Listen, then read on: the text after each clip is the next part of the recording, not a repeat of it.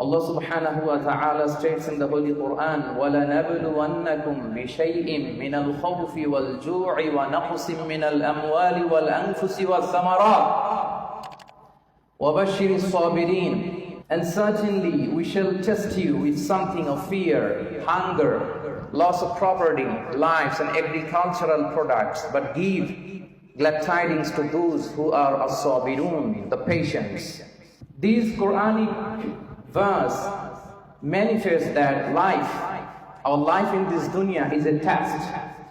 Allah subhanahu wa ta'ala will test us with several means to reveal that who will be thankful and who will be ungrateful to Him.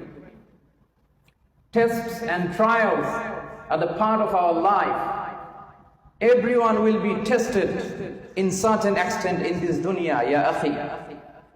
Our wealth is a test.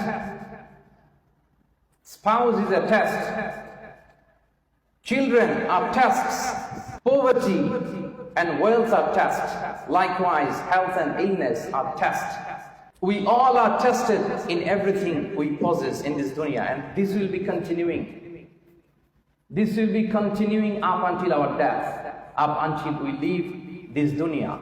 And interestingly, dear brothers and sisters, these tests are not always in the form of hardships and difficulties. Sometimes Allah tests us with blessings and bounties.